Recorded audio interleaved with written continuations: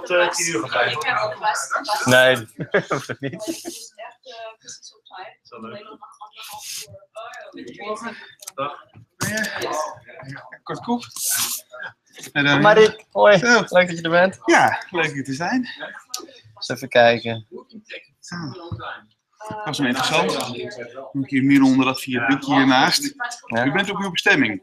Oké. Ja. Oké. Nou, Maar ik moet moet je dus vertellen? gewoon pas dat je ook aan de andere kant zegt.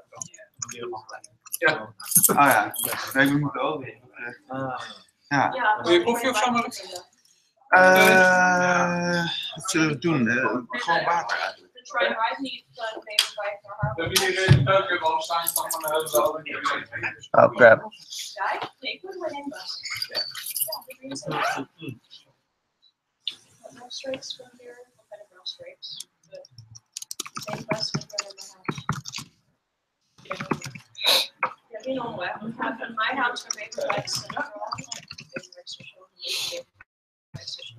Dat jij ook een nieuwe uitdaging op hebt gezocht. Ja, dat klopt. Ja.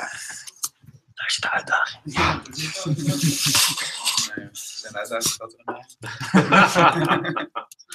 Can you handle it? Ja, nee, dat klopt. Dus, ja. En ik vind het...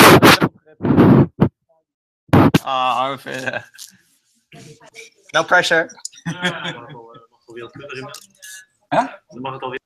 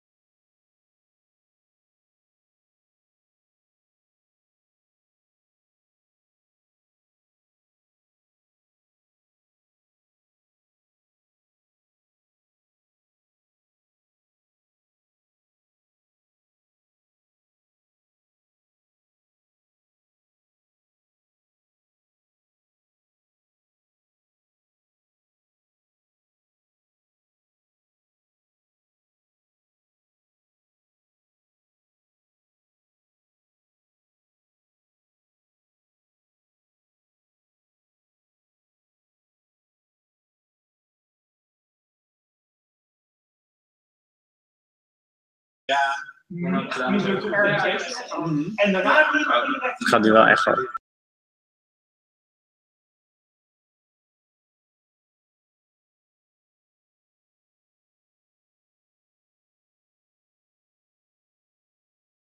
dat was mijn eerste dag.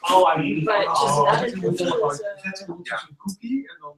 Yeah, some of the data best download for them search for things about the database. Good morning. We gaan het meest even in het Nederlands doen, hè? Ja. Tenminste, ik kan hem helemaal in het Engels doen, dat vind ik geen probleem. Er zijn meeluisteren, dus zal ik hem in het Engels doen? Volgens mij verstaat iedereen Engels, dus...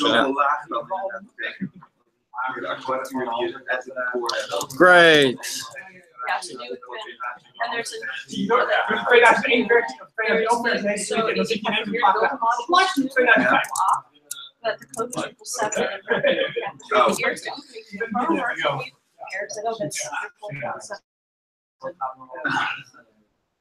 So there's thing that ik maak my iPhone. Gewoon beginnen? Ik wil show start voor small kick-off. Oké. Ja, morgen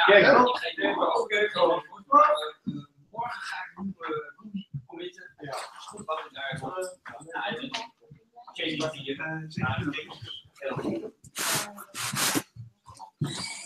Stand up, maar sit down. Just pick a spot.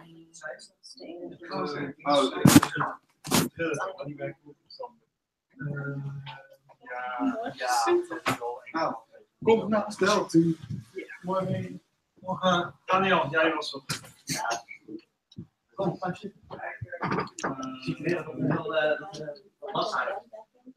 Ja.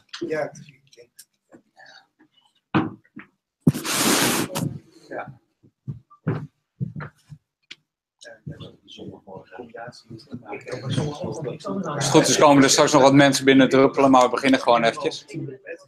Waar is Boris gebleven?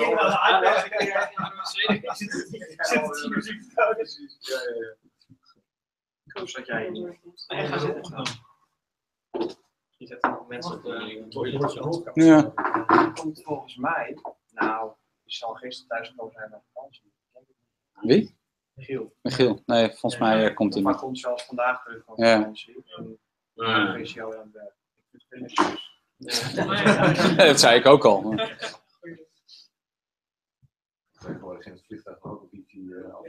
Daarom. En laptops mogen nog steeds. Dus. Ja, nog wel, ja. Totdat ze zien dat er een soortje code over je scherm gaat. Ja. Daar worden ze opeens heel nerveus. Elke regel van jouw command line Ja. En ze worden heel nerveus voor mij over het algemeen op het vliegveld. Ja, snap ik. Dat je bij een stopcontact gaat zitten. Ja. Ja. Ook mijn access point, zeg maar, bom. Daar word ik ook nerveus van. Ja. Oké. Geen grapjes over maken. Nee. Heb je ook geluid hier op of niet?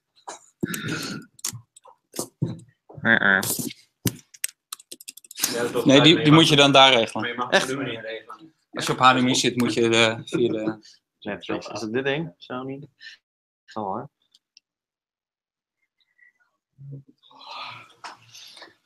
Okay, guys. Well, welcome to the Accessibility Code Sprint.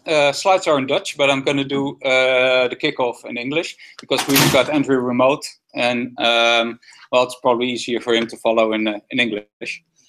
Say hello to. Can you see and hear us, Andrew? I think he's responding. Okay.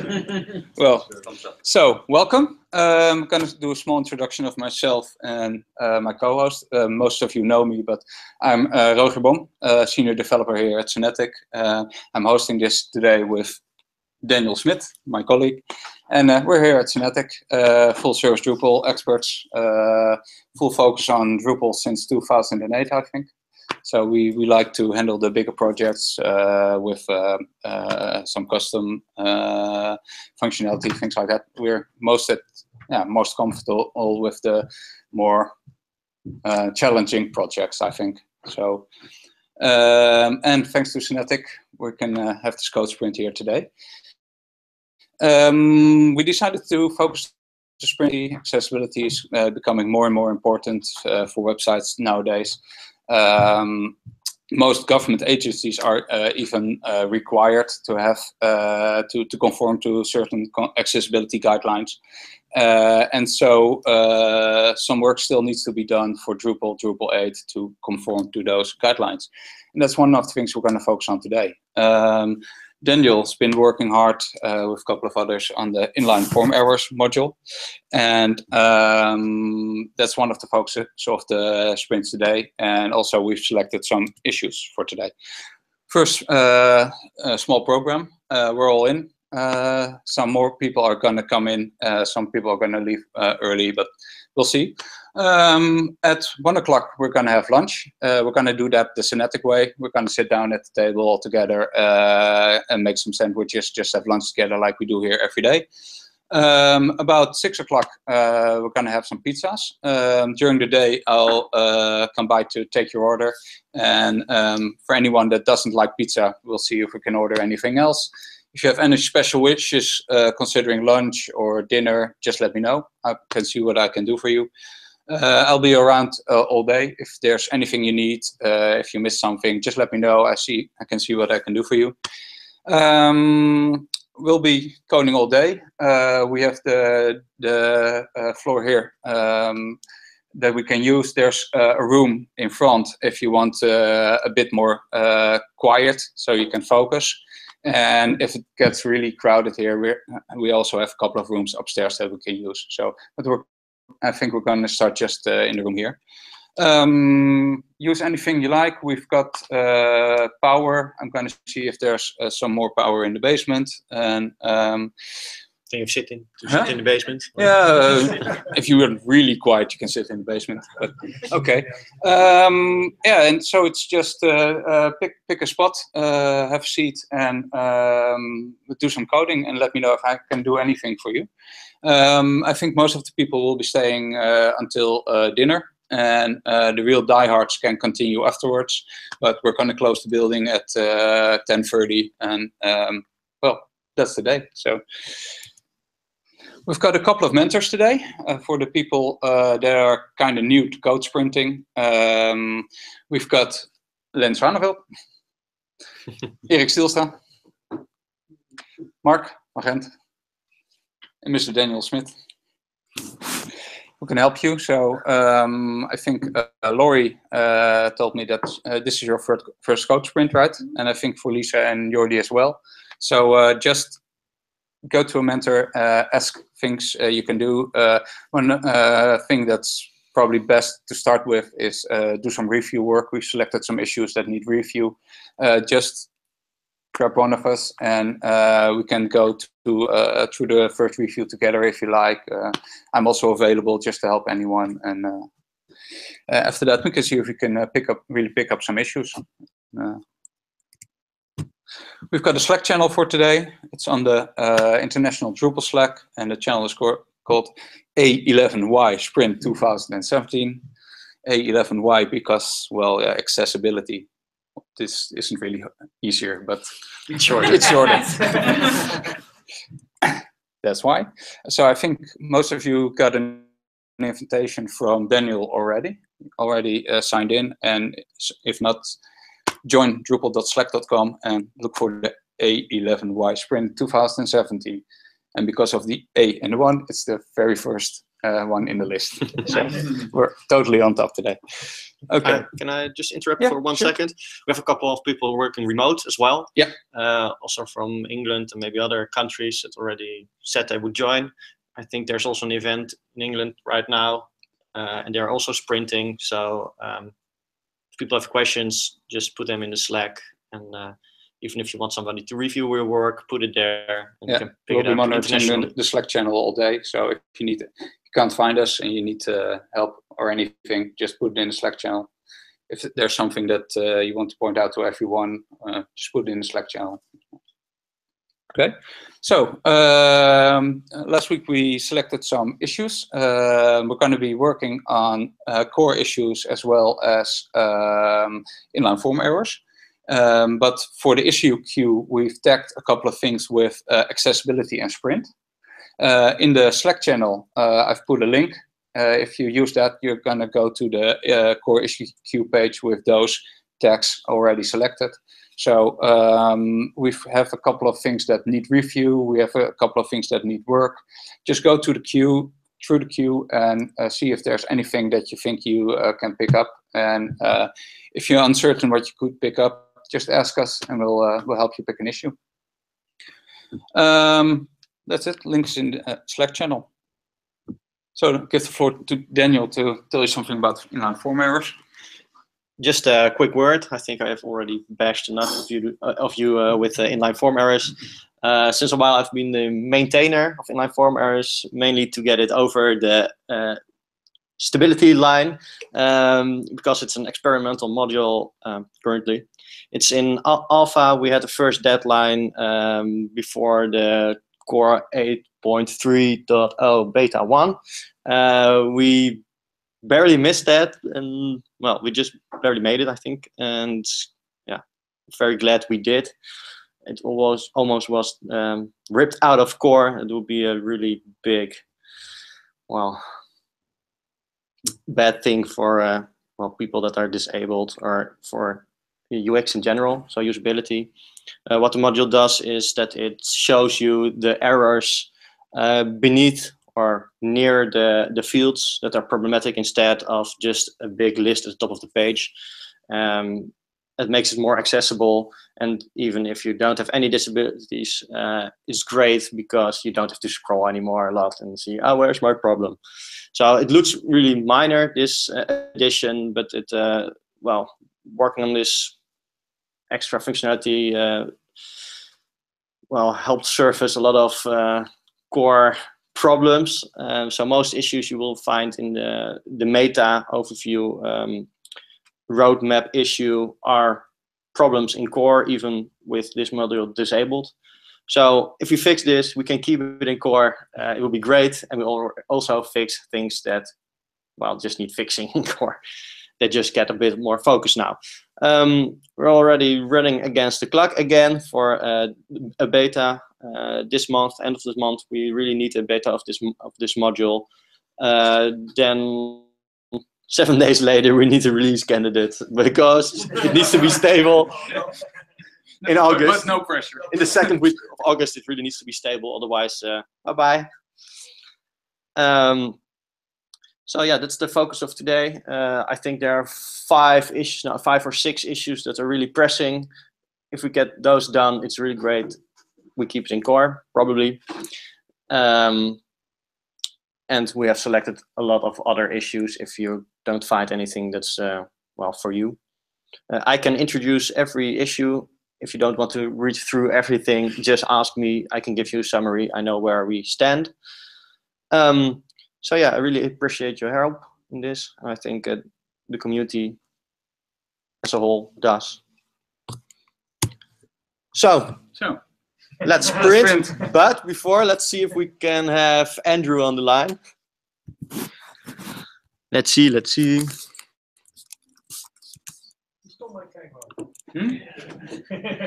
just like it so much. Yeah.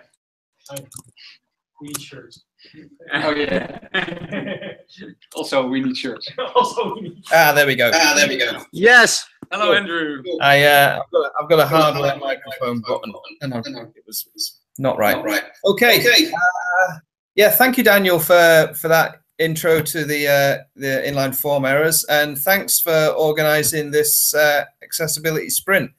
I don't know how many of you have already worked in accessibility, but if you haven't and you want to know anything about, clarify any of the things that you expect, if you are a user relying on a keyboard or using a screen reader, then I'm here to help on those.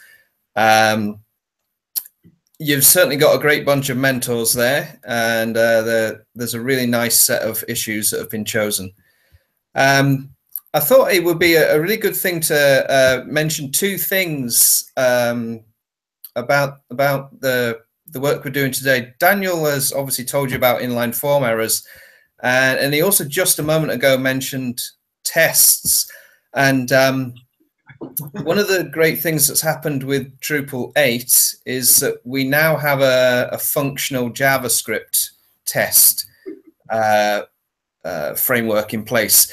And the great thing about that is that we can now start writing tests to guard against some accessibility issues. In particular, there's been a few things which happened quite late in the Drupal 8 betas where some keyboard functionality stopped working.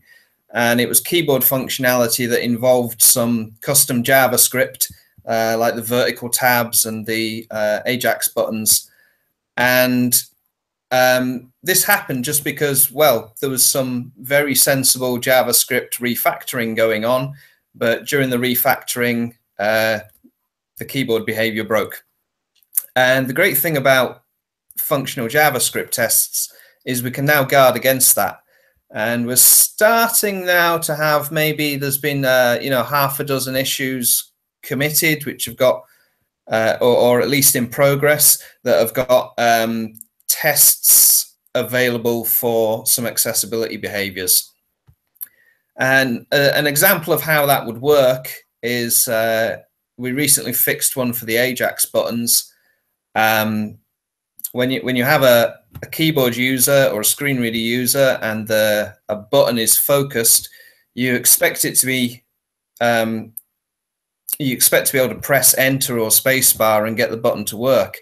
And this thing had stopped working. But now the great thing is that with functional JavaScript test, we can load up a test module which has got an Ajax button on it, and using the JavaScript test in a Phantom JS browser, we can say trigger a specific key press and confirm that it made the button work. And that means we're able to have tests which can tell the difference between a mouse and a keyboard, which I think is a really great thing to have in place so those regressions don't happen again.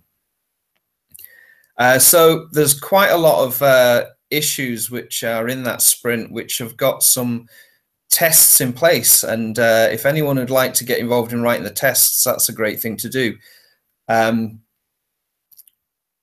My kind of secret agenda with that is I'd like to spread more accessibility awareness, and if I can get test writers involved in working with accessibility issues, that means that more test writers are gaining awareness of expected behaviors when using a screen reader or using a keyboard.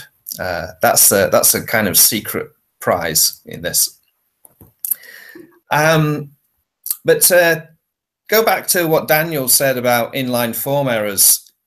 One of the reasons this is really, really exciting is when you think about all the initiatives that we've had during the Drupal 8 development. Some of those are finished, like the REST API, the Symfony type stuff, and the mobile first initiative, and those kind of things are finished. And now we've got new ones in its place, like the workflow initiative. Now, inline form errors doesn't really fit into any one of those initiatives.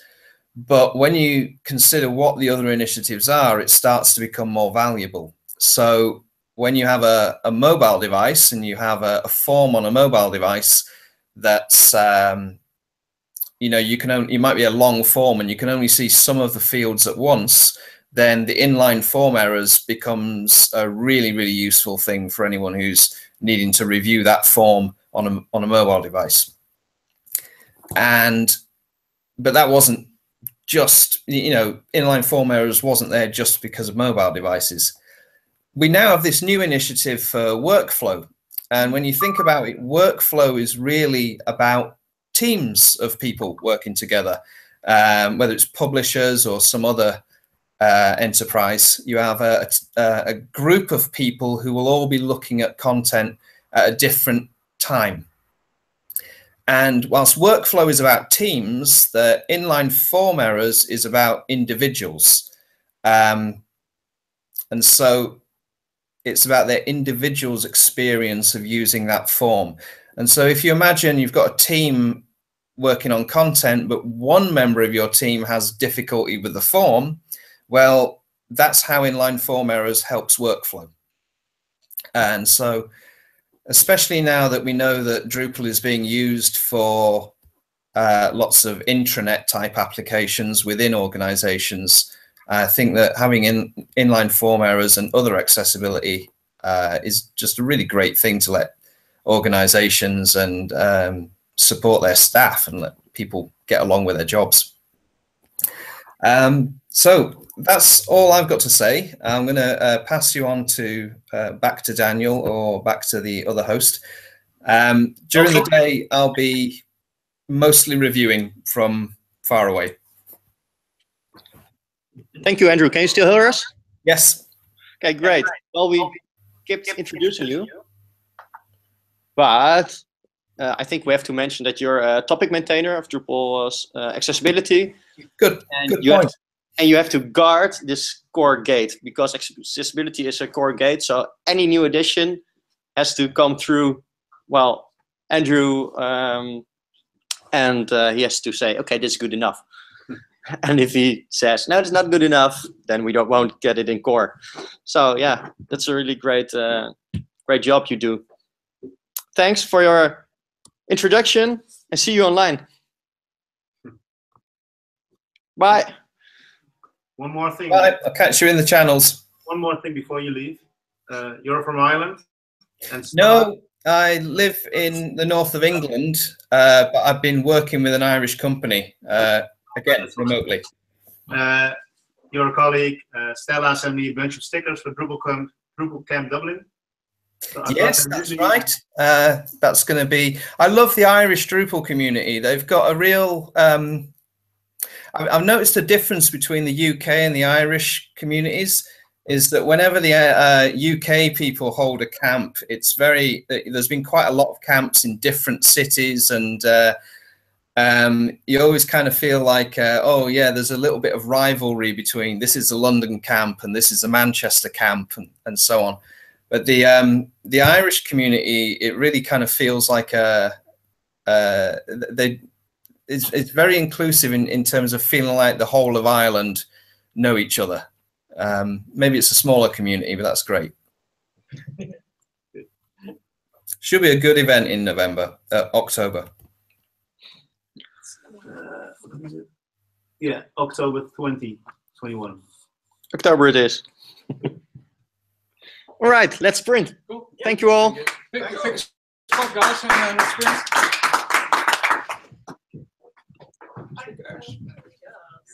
Dat zegt 2 weken voor special was opgestuurd. En dit is een special event. Waarom zegt hij het? Je staat ook nog op camera.